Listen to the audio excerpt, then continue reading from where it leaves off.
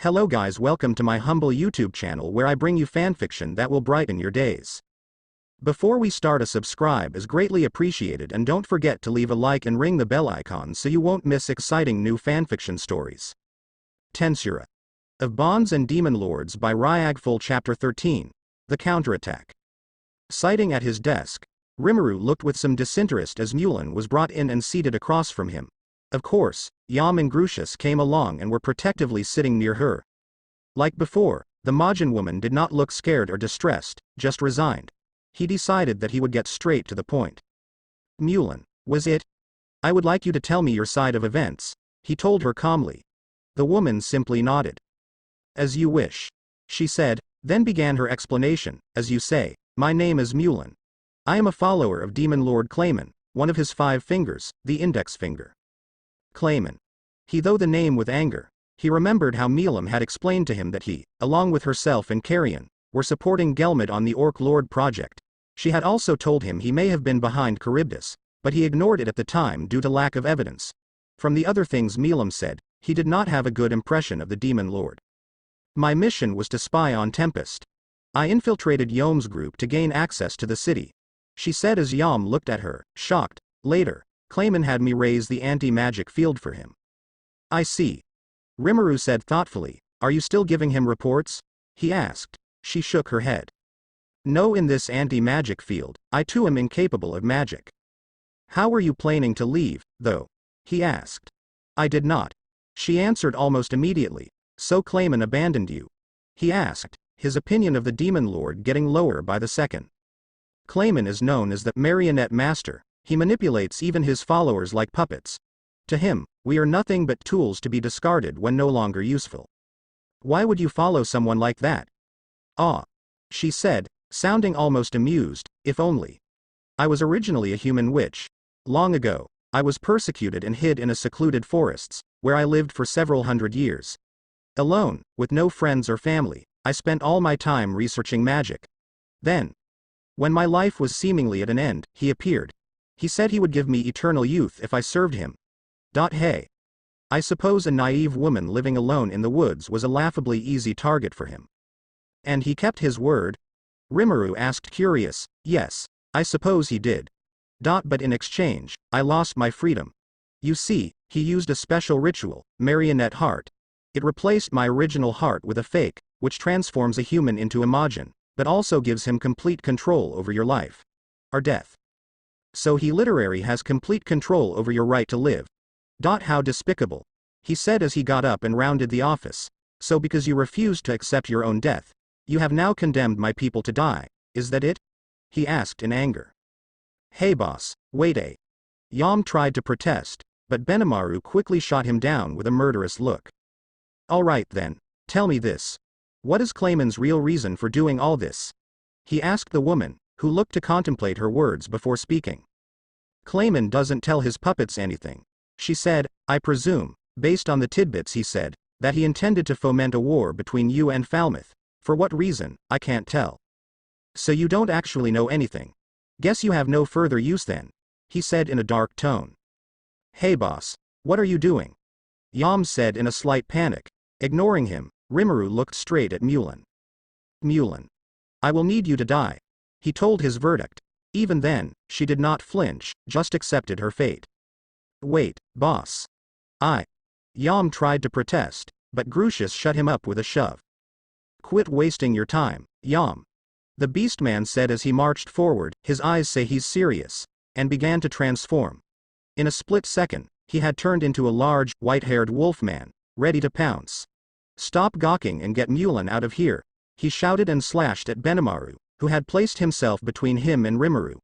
The ogre easily blocked the lichen and twisted his arm until he was pinned on the floor. Rimuru walked past them, casually.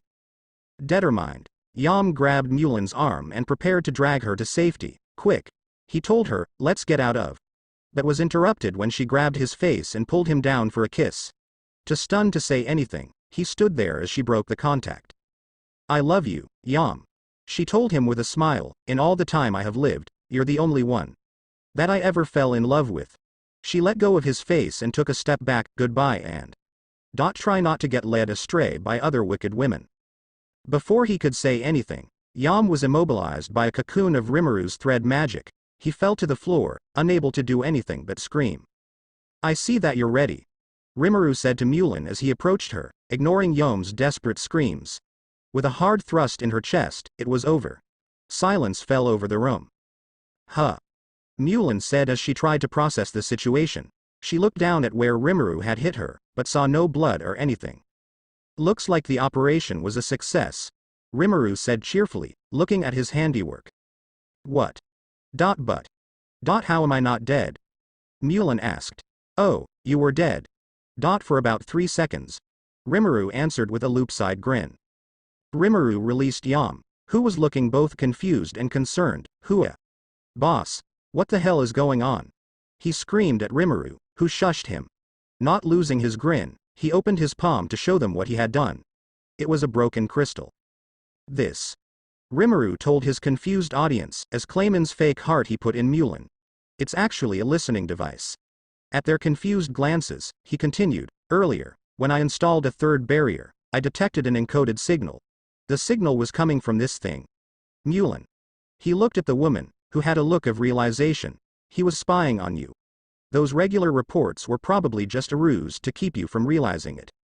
Spying on me, she said, baffled. But what is this beating in my chest? I made you a new artificial heart based on Clayman's. Of course, it's curse-free. He explained, you're free. Clayman has no more power over you. He told her. Hearing that, the Majin began to cry, the relief too much to handle. Yam took to comforting her. Grucius, meanwhile, was fuming, but there was nothing he could do. The woman had already said she had a thing for Yam. After letting them take their breath, he continued to explain to them his theory, namely that Yam was being used as a hostage to force her to do her bidding. Lord Rimuru. No amount of words can express my gratitude, Mulan said, if there's anything I can do. Oh, there is. Don't worry. I didn't just save you for free. He told her with a small smile. She nodded, so he decided to elaborate. I did it mostly because it would keep Yam in line. I have great plans for him. He looked over at the man in question, who was now picking a fight with Grucius over something the Beastman said. He wasn't paying attention. He looked back to Mulan with a sad expression, but also. I know how you two feel. He told her. She looked a bit confused at his words, but decided not no pry. Now then. He said louder to get everyone's attention, with the spying taken care of, let's start the real meeting. A while later, the office was jammed packed with people. The remaining ogres, Kaijin, Geld, Rigurd, Gobta, the Hobgoblin Lords, Yam, Grucius, Mulan and even the adventuring trio were all included. Looking at them with a serious expression, he told them. Thank you for coming. I will get straight to the two main points of this meeting. Our counterattack against Falmouth, and the revival of our fallen comrades. He told them. They all had a look on their face that said, I knew it. Iran. He turned to the girl, who became somewhat uncomfortable as all the eyes in the room turned to her. I ask you to tell them the story you shared with me. He said. Though somewhat reluctant, she nodded and began retelling the story of the Dragon Princess. As she was coming to a close, he could see several people around the room, mostly the magically adept ones like Shuna and Mulan, begin to get a hold of what he was going for. When Aren finished, the room remained silent for a while. I see. Resurrecting the dead. Mulan said, astonished and curious. He supposed she was a witch who spent centuries researching magic. Yes. He answered simply, and the conditions for it to happen, though low, hinge on one factor. Me becoming a demon lord. He let the gravity of his declaration sink in for a few moments, then continued, any objections? The people in the room began to exchange glances. He guessed some of the monsters may be using telepathy to debate his words, but he decided against intruding. After a while, Rigurd spoke up. My lord, we will follow you down whatever path you go. He said with conviction, whatever that may lead us to.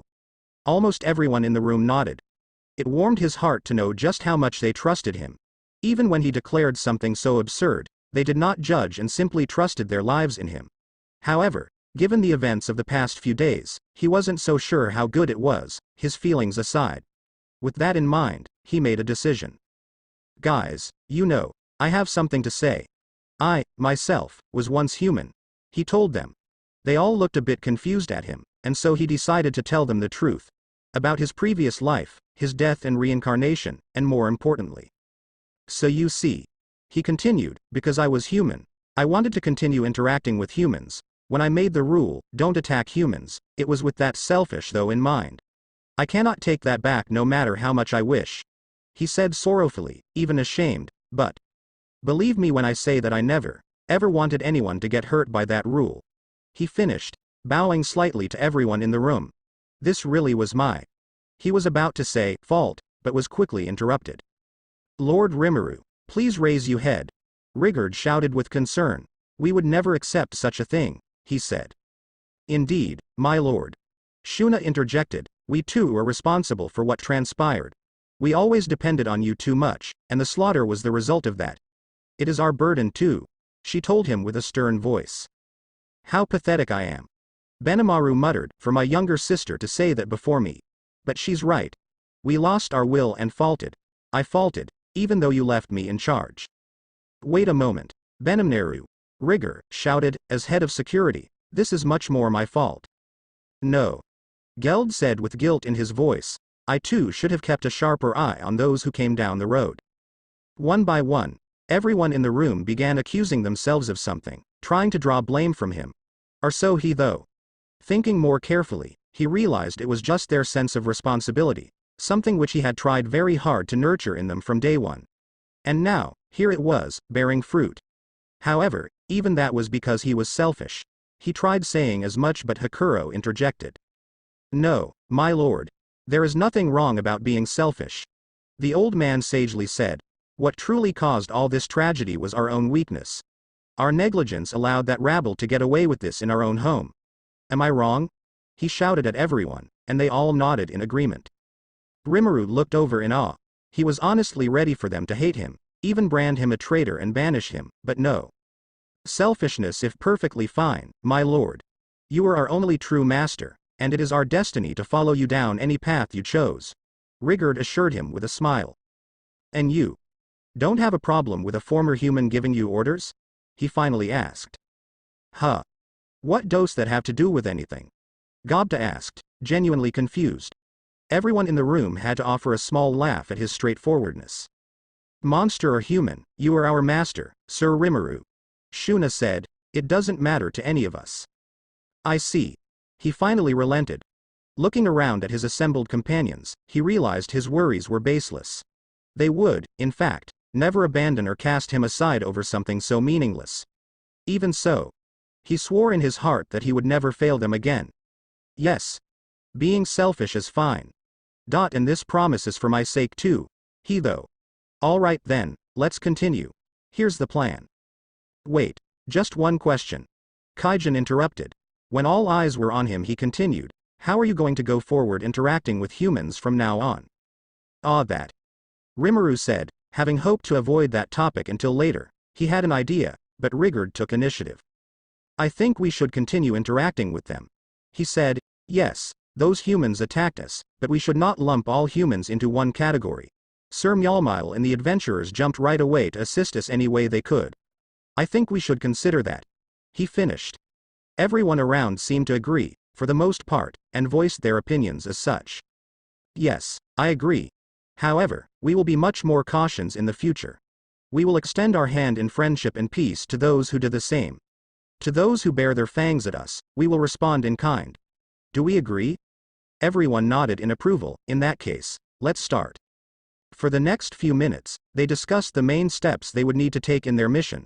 First, the humans outside maintaining the barrier would have to go. Then they, or more specifically himself, would need to obliterate the Falmouth army, not just to stop their advance but also to enable his ascension to Demon Lord. At the last part, everyone wanted to join him on the attack, but he refused. No, I will do this alone. He told them, ignoring any protest. I have good reason for it. In order to become a Demon Lord, I must be the one who kills them. It's the only way. He told them, leaving out how the sage informed him the task could be delegated. No need to let them know. He would be the one who would end them. That too was his selfish wish. But I leave the ones outside of town to you guys. Hakuro, Geld and the Goblin Riders, you guys take the west. Soi and his team will take the north. Gabiru and his men will take the south. Benimaru, I think you can handle the east by yourself. He relayed his orders to each of the teams, who had a look of pure determination on their faces. Finally, he turned to Shuna and Mulan. Once they are all taken care of, the barrier will go down. I want you to work together to form a new one, just in case, to keep the souls of our friends in place. Can you do that for me? Of course. Mulan said immediately, I will repay my debt in any way I can. Shuna nodded. Finally, with all the pieces in place, Rimuru and his subordinates began the counterattack. Taking one final look at the city as he exited the barrier, Rimuru grew 2 large bat wings from his back and, with newfound determination, flew off into the west, to intercept the army marching on them. He had complete faith in his people to do their part. All that was left was for him to do his. He flew at high speeds over the clouds. As he was wearing his replica mask, his presence was completely concealed.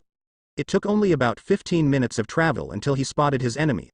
Looking down from on high, he judged the army that had set up camp in a field and prepared to eliminate them. Trash. All of you. As he waited for the all-clear signal from the forces outside Tempest. He waited, and though about how he ended up where he was now. Perhaps if he had been more careful, he would not have needed to do what he was about to do, but it was too late to regret or even care. His heart was iced over. He simply did not have the desire or capacity to see the worms below as anything but trash to be disposed of. Lord Rimuru. Benimaru's voice rang out in his mind. We're finished on our end. All magical crystals generating the barrier have been destroyed. No casualty on our end. Understood. He answered back, go and help Shuna and Mulan in the town square. I will finish here shortly. And with that, he began gathering the energy needed for the task. Thanks to Great Sage, he had devised a perfect method to eliminate them as quickly and as efficiently as possible. It was rather simple, but deadly, frighteningly so. It boiled down to using his water control to form large water lenses high up in the atmosphere, which would focus the light of the sun into an extremely thin beam. He would form smaller water droplets close to the ground to reflect and redirect the resulting beam of pure heat to whatever he deemed a target. The heat would instantly vaporize the droplets, but they required so little magic to form he could reform them over and over again at very high speeds. The only drawback was that it required sunlight to function, so it was useless during the night. Right now, however, was noon. Nothing stood between him and his goal. He finalized the spell, and aimed at the worms down below. You humans who invaded my territory, hurt my people. You must now pay for it with your lives. He shouted, though he doubted anyone below heard, Megiddo.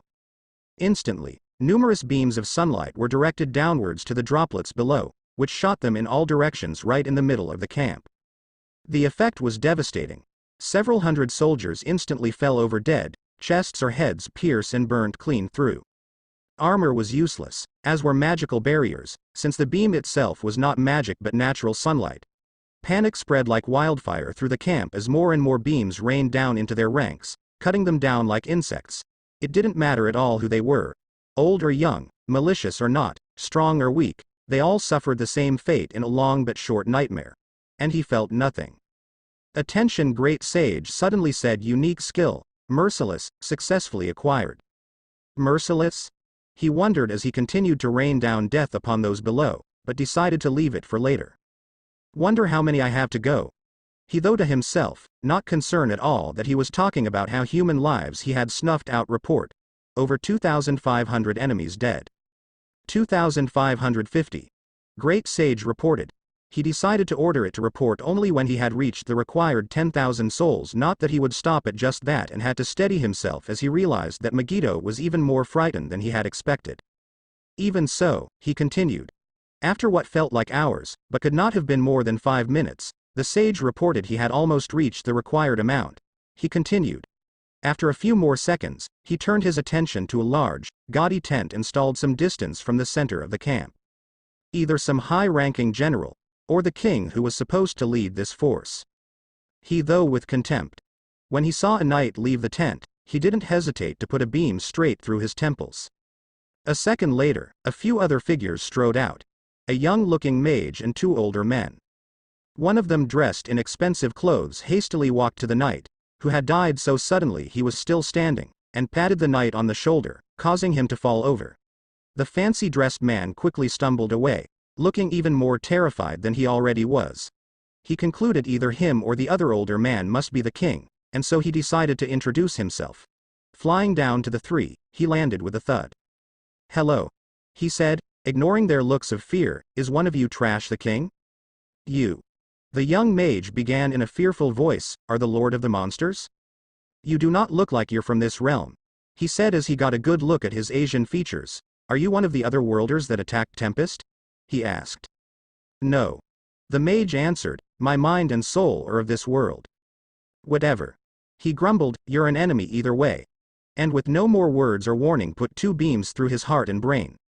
As he fell over, dead, Rimuru marched over to the two other figures. "Well?"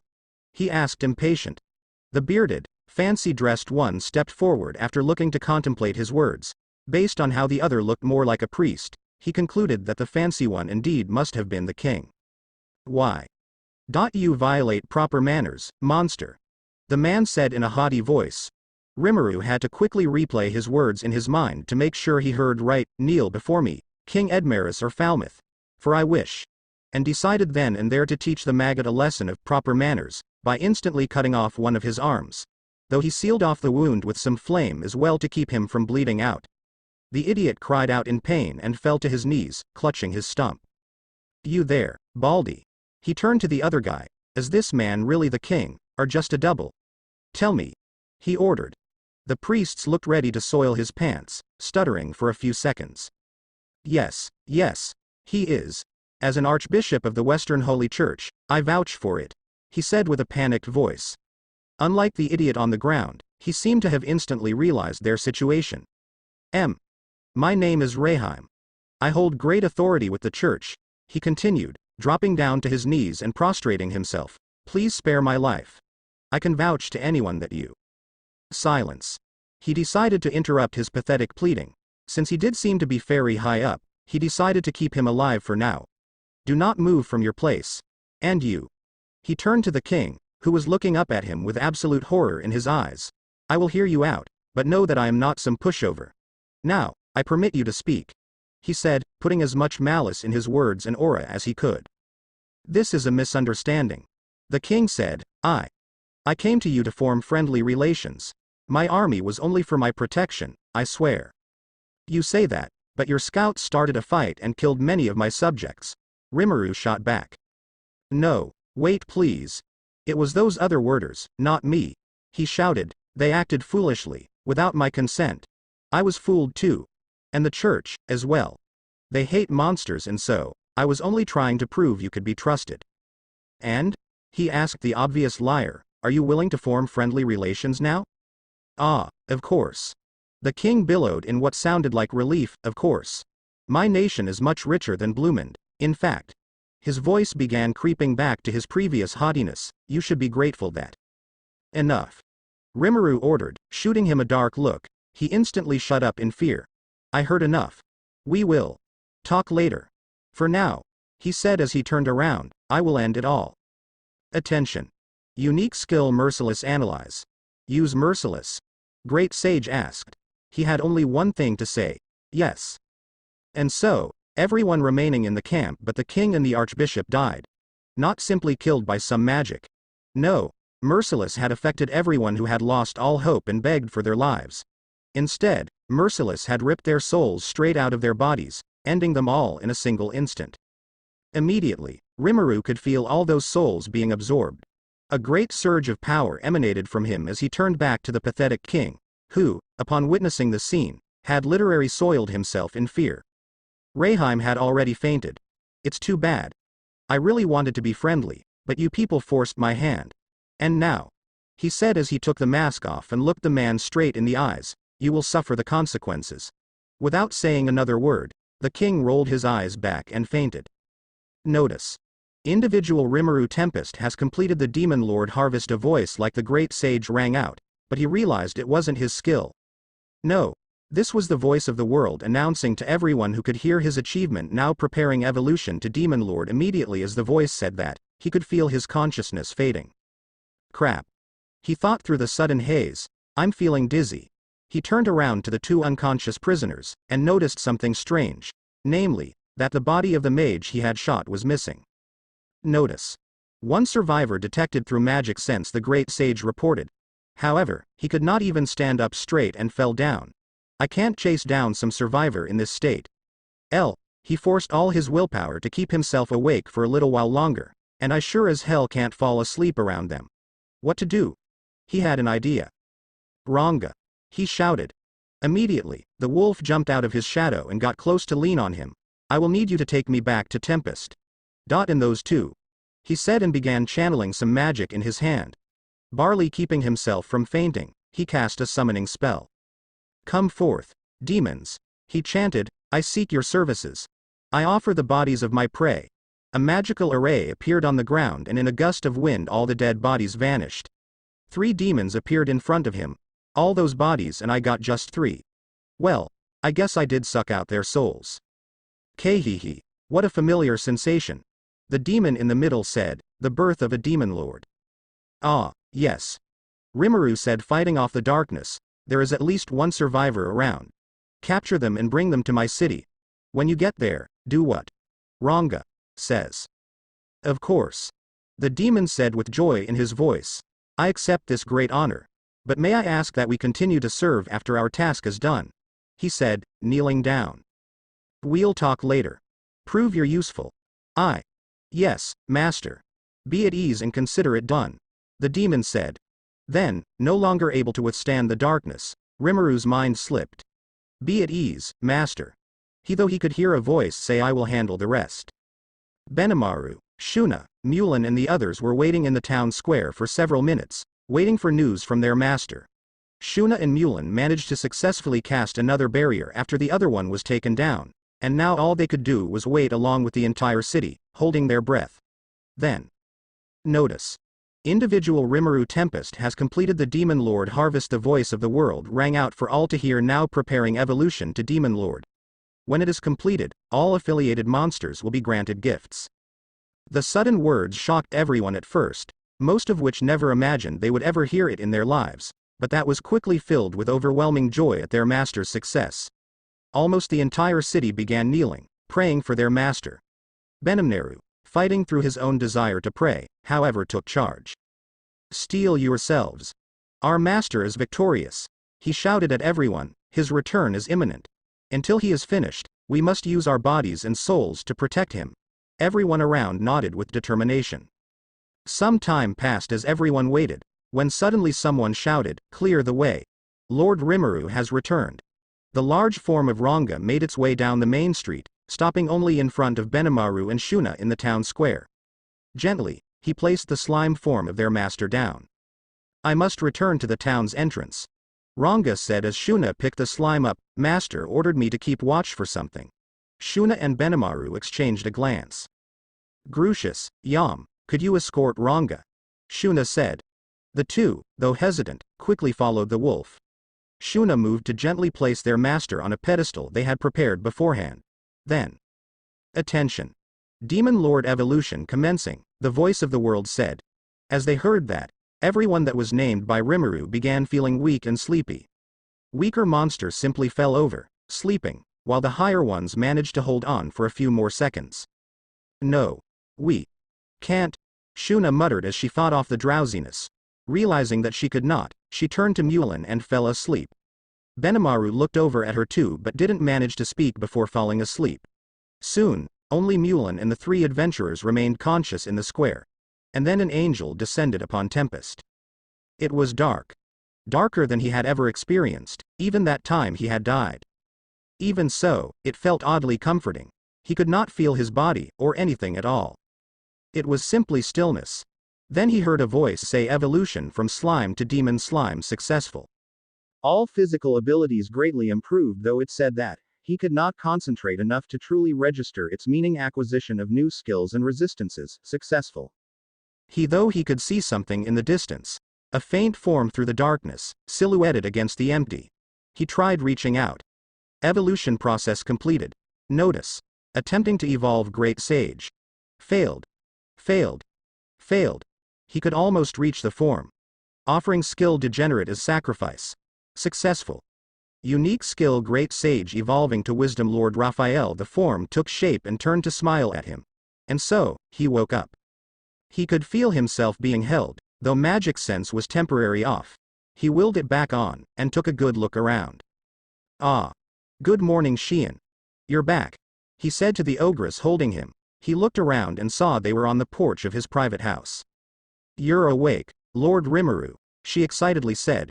Gently, she placed him down onto the porch itself. And not just me, she said, motioning to the large crowd of people gathered there.